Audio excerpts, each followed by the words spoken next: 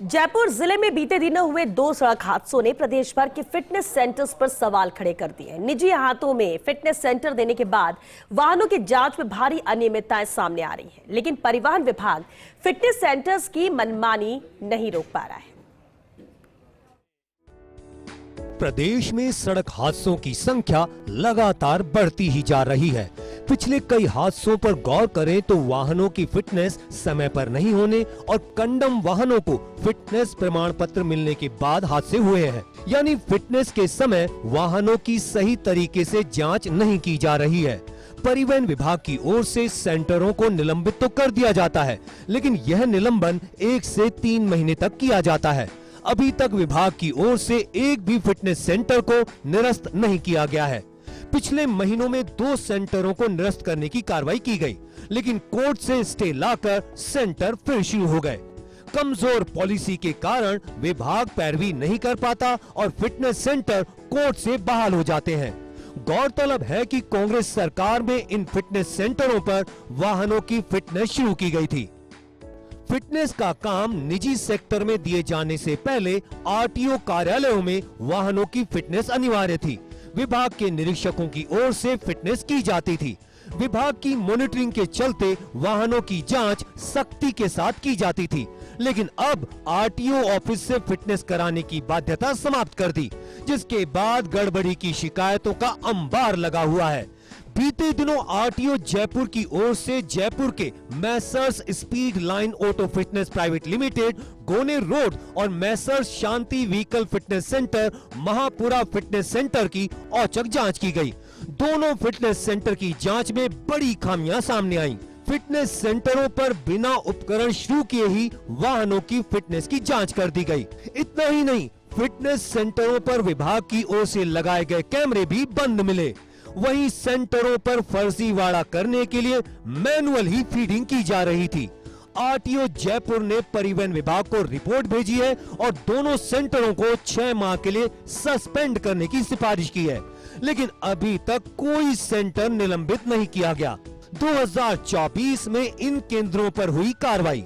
15 जनवरी को एक साथ 10 फिटनेस सेंटर किए गए थे निलंबित। 6 फरवरी को चित्तौड़गढ़ के मीरा, नवकार और अरावली फिटनेस सेंटर 3 माह निलंबित।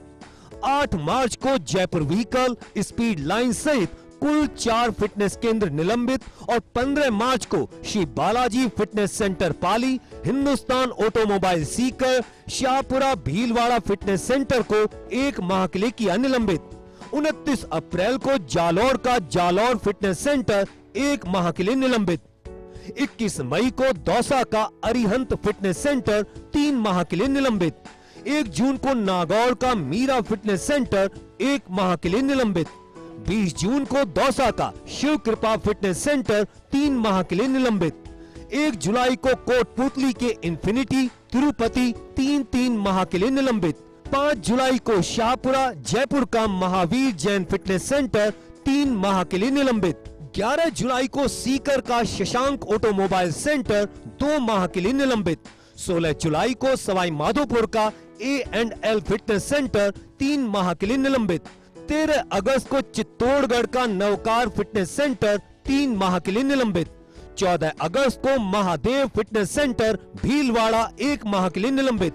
20 अगस्त को टॉप फिटनेस सेंटर 3 माह के लिए निलंबित।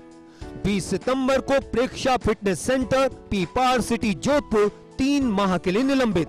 23 नवंबर को नंदन अजमेर, जालौर और श्री बालाजी पाली 6 माह के लिए निलंबित।